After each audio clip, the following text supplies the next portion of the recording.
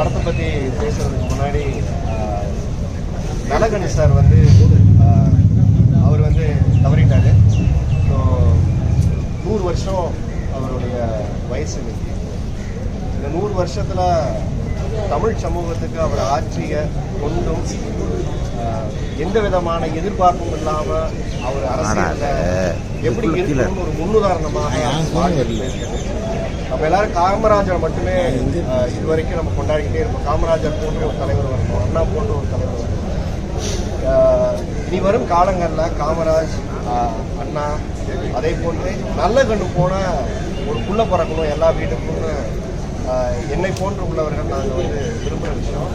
ஏன்னா அவருடைய இளமை காலங்களில் விவசாய சங்க தலைவராக சேர்ந்திருக்காரு.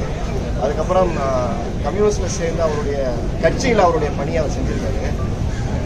ரொம்ப அவர் வாழ்க்கை வரலாறை படிக்கும்போது எனக்கு ரொம்ப ஆச்சரியமாகவும் பிரமிப்பாகவும் இருந்த விஷயம் என்னன்னா, தன் சொந்த மாமனாரை ஒரு சாதியின் கொடுமைக்கு பலி கொடுத்த ஒரு மனிதர்.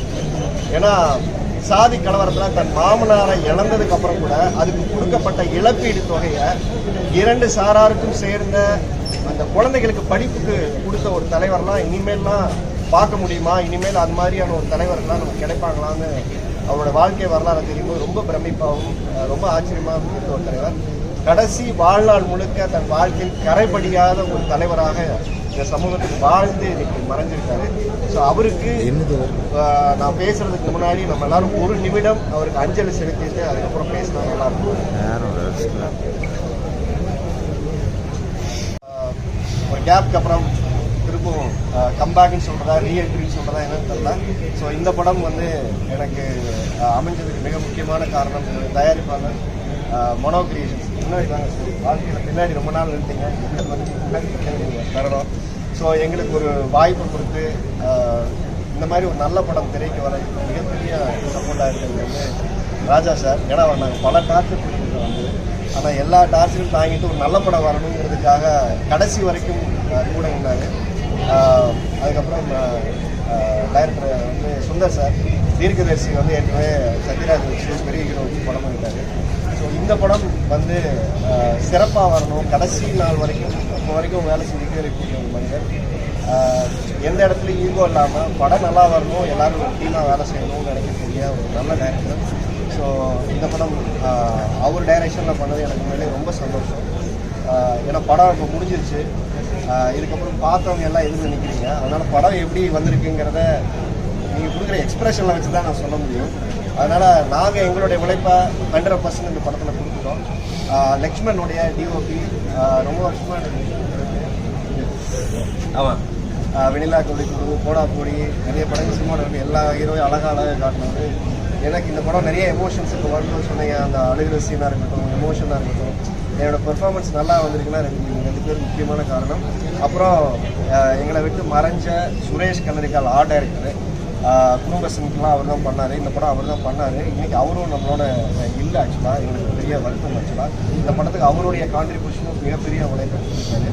அதுக்கப்புறம் வேலை செஞ்ச ஒவ்வொரு அசிஸ்டன்ட் டைரக்டர்ஸ், அதுக்கப்புறம் கவிரோட ஹியூமர், இந்த படத்தில் ஹியூமரை கொஞ்சம் கம்மியாக தான் வச்சுக்கோம். ஆனால் ஃபஸ்ட் ஹாஃபில் வந்து கொஞ்சம் கலைக்க அப்படின்னு சொல்லியிருக்காங்க.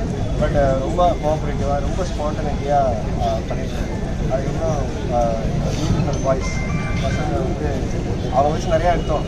சார் வந்து எங்கே தேவையோ அங்கே மட்டும் வச்சுட்டு அவங்களெல்லாம் வந்து சீக்ரெட்டில் ரிலீஸ் பண்ணுவாங்க. ஸோ எல்லாருமே ரொம்ப ஹார்ட் ஒர்க் பண்ணாங்க. பட் கடைசி வரைக்கும்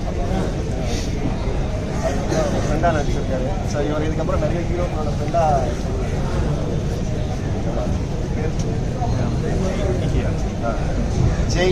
ஜெயோட வாழ்க்கை இதுக்கப்புறம் வெற்றியாக இருக்கிறது கூட அமையும். நிறைய ஹீரோக்களுக்கு சேர்ந்து என்ன ஆள் செய்ய கடைசி வரைக்கும் ஜெய் நல்லா பண்ணுவார். வந்து ராஜா என்னோட கேங் அறிமுகப்பட்டு அப்பெல்லாம் வந்து ராஜா வந்து பிரதீப் வந்து அந்த படத்தில் வந்து அவன் எப்போ கூப்பிட்டாலும் அன்கண்டிஷனாக வந்து இவங்க 2 பேருமா என் குடும்பம் ட்ராவல் பண்ணாங்க. ஸோ அவங்களுக்கும் ஒரு பெரிய ஃபியூச்சராக இருக்கும். அப்புறம் கார்த்தியை நாங்கள் வந்து முழு நீள நடிகராக பிடிச்சிட்டு சார் வந்து ஊருக்கு சுற்றினே இருக்க அப்பப்போ வந்து அப்பப்போ தலைகாடிக்கு ரோல் வந்து கார்த்தி பண்ணியிருக்காப்புல. ஸோ ஆமாம். அதுக்கப்புறம் வந்து எங்களுக்கு பெரிய பில்லர் வந்து பார்த்தீங்கன்னா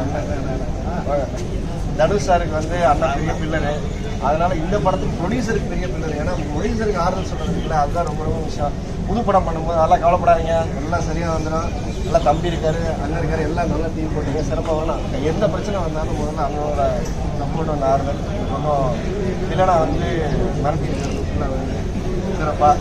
ஸோ இந்த படத்தை வந்து அவரும் எங்களுக்கு பண்ண ஒரு பெரிய சப்போர்ட்டு. வந்து பார்த்தீங்கன்னா நிறைய பிரச்சனை, அதான் டேட்ஸ் வந்து அண்ணன் டேட்டு கிடைக்க மாட்டேங்குது. ஹீரோ டேட்லாம் பிரச்சனை, அண்ணன் டேட் தான் பிரச்சனை. எப்பா யாரும் நம்புறாங்கப்பா, அதனால எப்போ கேட்டாலும் அண்ணன் ஹைதராபாத்ல இருக்கா, அங்கே இருக்காரு, அவர் டேட்டை வாங்கிட்டு தான் நம்ம ஷூட்டிங்கை அசம்பிள் பண்ணுவோம். ஸோ அந்த அளவுக்கு அண்ணன் பிஸியாக இருக்காரு. எப்போ பார்த்தாலும் இங்கே தான் சுற்றிட்டு இருக்கேன், உங்களுக்கு எல்லாத்துக்குமே தெரியும். பாருங்க ஷூட்டிங்லாம் டேட் கிடைக்க மாட்டேங்கிறாங்க. அதனால ப்ரொடியூசர் அதே சொன்ன அடுத்த படத்துக்கு வந்து முதல்ல நம்ம வந்து சிவா சார் டேட் வாங்கினா சார் உங்கள் டேட் தான் வாங்கணும். தேங்க்யூ. ஸோ அந்த படமும் அண்ணனோட சப்போர்ட் ரொம்ப நல்லா வந்துருக்கு எல்லாருமே. அதுக்கப்புறம் அந்த படம் பல சிரமங்களுக்கு இடையே ரொம்ப ப்ராப்பராக ஷெடியூல் பண்ணி டீம் எல்லாத்தையும் அசம்பிள் பண்ணி கும்மி அடித்தது வந்து சூர்யா. எல்லாம் வச்சு மேய்ச்சி கரெக்ட் டைமில் அசம்பிள் பண்ணி போட்டது சூர்யா தான். ஸோ அவர் பேர் பெருசாக இருக்கும், ப்ரொடியூசருக்கு மேலே பண்ணிடுறாரு, அது சீக்கிரம் ப்ரொடியூசர் ஆகிடுவாரு. ஸோ அதனால் அவருடைய கான்ட்ரிபியூஷன் உழைப்பு இந்த மாதிரி ஒரு நல்ல படம் வர்றதுக்கு நிறைய பேரோட சப்போர்ட் இருந்தால் தான் பண்ண முடியும். ஸோ படத்தில் நடித்த ஹீரோயின் மட்டும் இங்கே இல்லை. ஸோ அவங்களுடைய சார்பாகவும் நான் அவங்க என்னுடைய வாழ்த்துக்களையும் நன்றி சொல்லியிருக்கேன். 1க்கு 2 ஹீரோயின் இருக்காங்க, ஏன் வரலன்னு கேட்குறீங்களா? ஏன் சார் வரல? ரொம்ப அவசியமான கேள்வி. ஆக்சுவலாக 2 பேருமே பிஸியாக இருக்காங்கன்னு நினைக்கிறேன். ஃபோன் 2 பேருமே பண்ணாங்க. ஸோ அவங்களுக்கு அடுத்த தடவை நாங்களா சுடிதார் போட்டு வாங்கிட்டு வந்து உங்களோட மகிழ்ச்சி இவ்வளோ பேர் இருக்கிறோம். யாருக்கா 4 கேள்வி கேட்கறத விட ஏன் பொம்பளைங்க வரல, ஏன் பொண்ணுங்க வரல? சிவா சார் இன்னொருத்தர் ஃபைட்டா பேய்ங்கெல்லாம் என்ன பண்ணுங்க?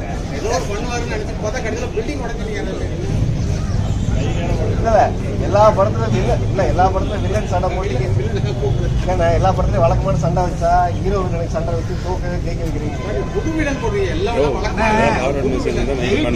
வில்லனுக்கு தானே வாழ்ந்தாங்க ஒரு நீச்சல் குளம், அதில் ஒரு பெட்டு என்ன ஜாலியாக படுத்துக்கிட்டு, அதாவது சரக்கோட வந்து 2 பீஸோட பெண்களோட வில்லன்கள்லாம் 80s வில்லன்கள் தான் நல்லா வாழ்ந்தது. இப்போ எங்களை மாதிரி வில்லன்லாம் பாருங்க, அந்த தாடி வச்ச 4 பேர் சுற்றிட்டே இருப்பான், அவங்கள வச்சுக்கிட்டே நாங்கள் குழப்ப வேண்டியிருக்கு. இதெல்லாம் இந்த டைரக்டருக்கு யோசிக்கணும். நானும் டைரக்டர் அது ஹீரோவும் சொல்லணும், அவங்க நல்லா ஒரு குஷியா வச்சுக்கியா வில்லனுங்களை எதுவுமே இல்லாம எப்படிதான் வில்லனுங்க சந்தோஷமா இருக்கிறது. ஆனா ஒண்ணு, வில்லனுங்க எல்லாமே உங்களை மாதிரி சாதாரண மக்களை உஷாரா இருக்க சொல்லணும், அவ்வளவுதான். நீங்க எங்களை யாரையும் தப்பா வில்லனுங்களை தப்பாவே நினைக்கூடாது. அவன் என்ன நினைக்கிறான், சாதாரண மக்களை ஏமாத்துறான். அப்ப நீ சாதாரண மக்கள் என்ன பண்ணணும், உஷாரா இருக்கணும். நம்ம ஏமாந்துடக்கூடாதுன்ற ஒரு முன்னெச்சரிக்கையோட இருக்கணும்ன்றதுதான் வில்லன் சொல்ற தகவல். அதனால யாரும் வில்லன்களை தப்பா பேசாதீங்க.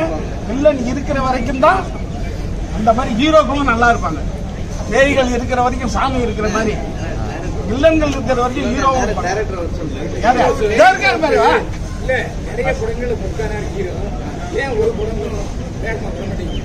சார். அந்த வேகத்தடை என்ன நம்மளால இல்லை, ப்ரொடியூசர் ரிலீஸ் பண்ணுறதுல பல பிரச்சனைகள் இருக்குது.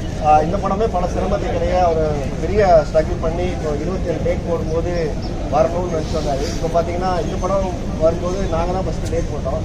அப்புறம் தாய்கிளை போன வாரம் இருந்துச்சு, இந்த வாரம் வந்துச்சு. அதுக்கப்புறம் பார்த்தீங்கன்னா இப்போ விஜய் சார் படம் வந்து போன வாரம் ஒரு படம் ரிலீஸ் ஆகுது, இந்த வாரம் மறுபடியும் ரிலீஸ் ஆகுது. இது எல்லா பிரச்சனையும் தாண்டி தேட்டரில் பண்ணுறதுக்கு ரொம்ப சிரமமாக இருக்குது. அடுத்து காட்ஸ் அண்ட் சோல்ஜர்னு ஒரு படம் மட்டும் என்ஜாய் பண்ணுறது, அது சீக்கிரமாக ரிலீஸ் ஆகுது. நானும் விமல் சாரும் ஒரு படம் பண்ணுறோம் சிந்துதேவன் டைரக்ஷன், அதுவும் சீக்கிரமாக படம் ஃபைனல் ஷெட்யூல் இருக்குது. அதுக்கப்புறமா வந்து பார்த்திங்கன்னா நானும் 5 குறின்னு ஒரு படம் பண்ணுறோம், அதுவும் முடிஞ்சிருச்சு, ஃபைனல் ஸ்டேஜில் இருக்குது. அதுக்கப்புறமா ஹன்சிகாவும் நானும் படம் முடிஞ்சிருச்சு, அது வந்து ஈகோ சார் டைரக்டர், அது வந்து பார்த்திங்கன்னா நம்ம ஜிப்ரான் சார் மியூசிக். ஸோ இது இல்லாமல் இன்னும் 2 படம்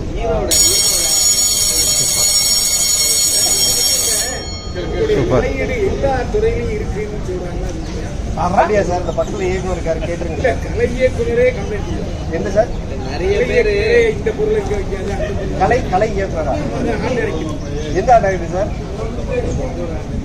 ஆமா சார், அவரே இல்லை சார். வேற விஷயம் இல்லை தலையீடு இருந்துச்சா இல்லை நீங்க சுரேஷ் கல்லூரிக்கார் இன்னைக்கு இருந்திருந்தா அவர் வந்து நீங்க கேட்ட கேள்விக்கு அவரே பதில் சொல்லியிருப்பாரு. இது வந்து தவறான ஒரு விஷயம். சொல்றீங்க. ஏன்னா இல்லாத ஒருத்தரை பற்றி நீங்கள் சொல்லும்போது நானும் போய் கேட்க முடியாது, நீங்களும் கேட்க முடியாது. அவர் அப்படி சொல்லிட்டு வாய்ப்பே கிடையாது. ஹீரோட தலையீடு இருந்ததா இல்லையா? ஹீரோட தலையீடுனா எந்த டெக்னீஷியன் நிறைய மாற்றப்பட்டிருக்குல்ல இந்த படத்தில். யாருங்க? இந்த படத்தில் நிறைய டெக்னீஷியன் அது ப்ரொடியூசர்காரன் சொல்லுவார். இல்லை, அதுக்கும் ஹீரோவுக்கு அந்த சம்மந்தம் கிடையாது. அந்தந்த ஏன்னா இடையில ஒரு பெரிய கேப் இருந்தது. அந்த கேப்பில் திரும்ப ஆரம்பிக்கும் போது அவங்களோட அவைலபிலிட்டிலாம் இல்லாமல் இருந்தது. அதனால மாற்ற வேண்டிய சூழ்நிலை. டப்பிங் அவசரமாக நடந்த மாதிரி இருக்கு. இல்லை அப்படிதான். இல்லை நாங்களே மாற்றோம். ஒரே ஹீரோங்களை கம்ப்ளைண்ட் போகுது, அதனால தான் கேட்குறோம். எங்கள் படத்தில் அந்த மாதிரி ஒரு கம்ப்ளைண்ட் எதுவும் அந்த மாதிரி தெரியல. எங்களுக்கு அது வரைக்கும் வரல. டைரக்டர் சார், கமர்ஷியல் படம், ஒரு கமர்ஷியல் படம் தான். அதுக்குள்ள சின்ன சின்ன எலிமெண்ட் த்ரில்லரையும் இதையும் சேர்த்து அவன் இப்போ 7 பேர் போல கடைசி வரைக்கும் பொதுமக்களுக்கு சொல்லவே இல்லையா? ஒரு பில்டிங்ல போட்டு வெடி வச்சு அனுப்பிட்டீங்களா? யாருக்குமே தெரியாம போச்சு. என்ன நினைக்கிறீங்க? இல்லை, அதை நம்ம நியூஸாக கன்வெர்ட் பண்ண அதுக்கப்புறம் அது நியூஸில் வர மாதிரி நாங்கள் சொல்லி அவங்களுக்கு எப்படி தெரியும்? யாரோ சொல்லதான் தெரியுமா? இல்லையா, கடைசியில் நியூஸில் பிள்ளை யாருமா 6 பேர் கொலை பண்ணிட்டாங்க அப்படின்னு. ஆமாம். இடையே நீ சொல்லவே இல்லையே பில்டிங். இல்லை, அதுக்கு முன்னால் ஒரு இடத்துல ஒரு சீனில் வந்து ஒரு பேப்பர் கட்டிங்ஸ் ஒன்று வரும். அந்த பேப்பர் கட்டிங்ஸில் வந்து அடுத்தடுத்து மர்மமான மரணங்கள் வந்துருக்குன்னு சொல்லி ஒரு நியூஸ் வரும். அதை வச்சு அவர் வந்து டிஸ்கஸ் பண்ணும்போது அந்த எல்லாருடைய பேப்பர் மரணம் சொல்லிட்டாரு. ஆமாம். அது பிறகு கண்டுபிடிக்க போறாங்க. திடீர்னு பில்டிங்ல வெடி வைக்கிறீங்க. அவ்வளவு பெரிய பில்டிங்ல எப்படி? இல்லையா, அதுக்கு முன்னால் அந்த லீட் இருக்குமே, இந்த மாதிரி பில்டிங்கை வந்து இடிக்கிறதுக்காக வந்து பெர்மிஷன் கேட்டு அதுக்காக பணம் கட்டுறது, அது எல்லாமே அந்த சீனில் இருக்கும். யாரும் இருக்க மாட்டாங்க பக்கத்தில் பில்டிங் சுற்றி. யாரும் ஒரு ஆள் கூட இருக்க மாட்டாங்களா? அது தனி பில்டிங் தான். ஆமாம், பில்டிங் தான். திருப்பூர் இன்னொரு பார்த்துங்க. அவர் திருப்பூர் பார்த்தீங்கன்னா 8 பேர் மட்டும் உள்ள போறீங்க. அப்போ அவ்வளோ பெரிய பில்டிங் எடுத்து வேற யாரும் உள்ள போலீஸ் சார் இதுதான் சார். நீங்கள் கேட்ட கேள்விக்கு எல்லாம் பதில் இல்லை. அப்போ அது இல்லைன்னா நீங்கள் கேட்டதே நான் பதில் சொல்லலாம். அப்போ நீங்கள் அதை கவனிக்கலையா? இல்லை வந்து அந்த பில்டிங் இடிக்கிறதுக்கான ஆர்டர் வந்திருக்குன்னு சொல்லி ஆரியானா இப்போ தமிழ்நாட்டில் பார்த்தீங்கன்னா பெரும்பாலான பகுதிகளில் ஏரி குளங்கள் எல்லாம் இது மாதிரி வந்து ஆக்கிரமிச்சு இன்னைக்கு பல கட்டடங்கள் பில்டிங் எல்லாம் கட்டி இன்னைக்கு விற்கிறாங்க. நீங்கள் அதெல்லாம் பற்றி பேசாத, நீங்கள் கட்டி விற்ற ஒரு பில்டிங்கில் வந்து இது மாதிரி ஒரு தவறு நடக்குதுன்னு எடுத்து சொல்லிடுறீங்க. அது எங்கே நடந்தது? இது நீங்கள் கற்பனையால் சொல்லியிருக்கீங்களா இல்லை இது உண்மையாக நடந்ததா? கற்பனை ஒரு கற்பனை. ஏன்னா பில்டர்ஸை வந்து நீங்கள் வந்து தாக்கி சொல்கிற மாதிரி இருக்குது. அது கட்டி விற்ற ஒரு இடத்த வந்து அவங்களே திரும்ப ஆக்குப்பை பண்ணுற மாதிரி நீங்கள் சொல்கிறீங்க. அதுக்கான காரணம் என்ன? அதை நீங்கள் சொல்லுங்கள். வெறும் இடம், காலி இடத்துல வீடாக கட்டுறோம். வீடு வந்து வெளி இடத்துலயும் பிரச்சனை வரலாம், வீடு கட்டினதுக்கு அப்புறம் பிரச்சனை வரலாம். இந்த கதை வீடு கட்டினதுக்கு அப்புறம் இருக்கிற பிரச்சனை. எடிட்டிங் ரொம்ப மிஸ்டேக் இருந்துச்சு, நீங்க கவனிக்கல நினைக்கிறேன். தப்பிக்கும் கொஞ்சம் மிஸ்டேக் ஆகல. நிறைய சீன் இவருக்கு மட்டும்தான் கரெக்டா இருக்கு, மீதி எல்லாருக்குமே தப்பா இருக்கு. வாழ வந்த பூமியில நம்ம எல்லாரும் ஆளணும்னு எல்லா மனுஷங்க ஆசைப்படுற பேராசையின் விளைவு தான் இது பாதிப்பா நடக்குது. அதனாலதான் கடைசியில அவர் கேட்ட கேள்விக்கு பதிலாக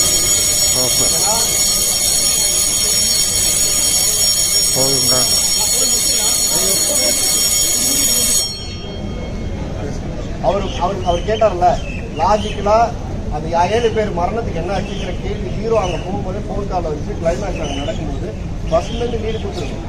ஃபர்ஸ்ட்லேருந்து அந்த இடத்த இடிக்கிறதுக்கான கன்ஸ்ட்ரக்ஷனுக்கு அப்ரூவல் தான் வெயிட்டிங்.